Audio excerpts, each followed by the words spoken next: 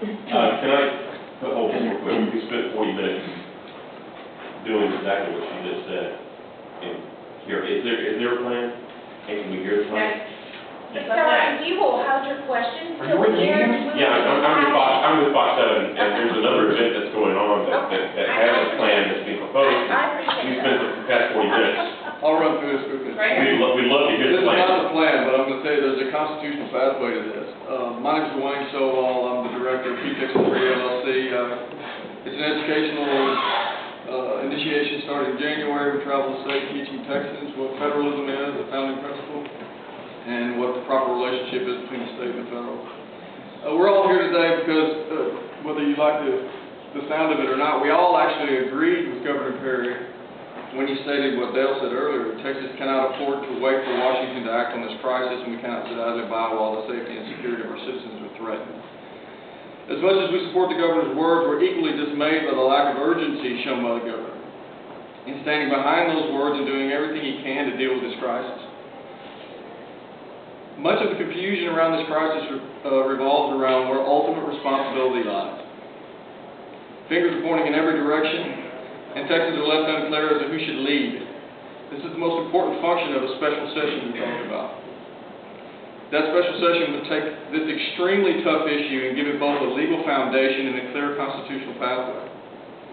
The governor proclaimed this as a crisis so serious that if the federal government sat idly by, Texas could not afford to wait.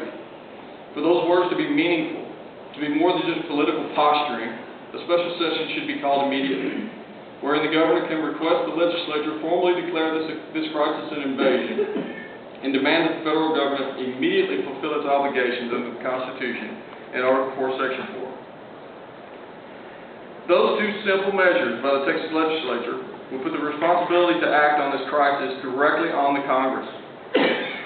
It would also clear up much of the public's confusion and give the citizens of Texas direction and a clear picture of the constitutional process. Once the federal government refuses to fulfill its constitutional obligation, and we all know that it will, it has decades of behavior that's going to prove that point. The governor, as commander-in-chief and without delay, would be within his authority under both state and federal constitutions to call forth the Texas military forces, including any organized militia, and assemble personnel necessary to repel this invasion. As with every state in the Union, Texas is expected to follow the Constitution of the United States. Yet somehow, the same expectations do not apply to the federal government.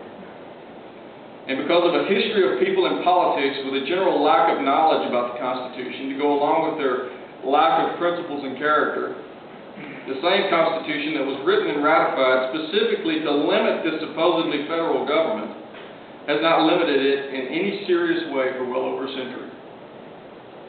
It has been stated time and time again by those working along the border that more than anything, they need boots on the ground. In this state, that makes no sense.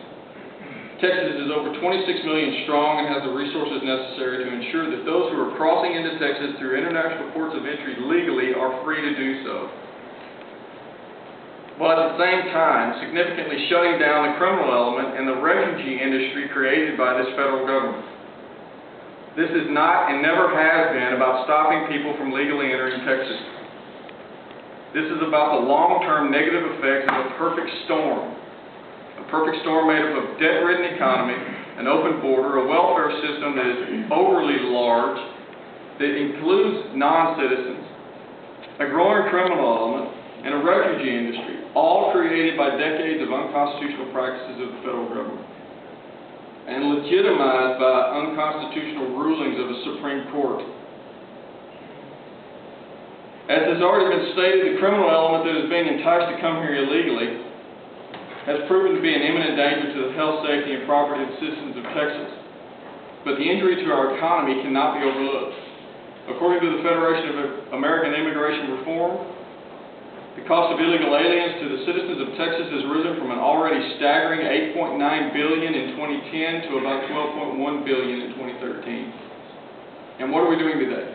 We're arguing over a few $1 million a month to pay for what appears to be a politically motivated Band-Aid, when in fact Texans are on the hook for over $1 billion each and every single month.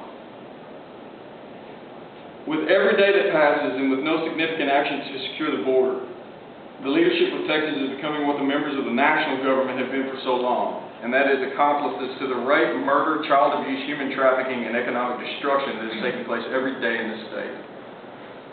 The time has come for Texas leadership to start backing up their words with action. This is no time for political posturing. It is time for the governor to put the citizens of Texas first, call for a special session, and follow the state and federal constitutions. That's where we're at. Without that, we're going to be in a state of confusion forever, and it will decline into a very, very poor ending.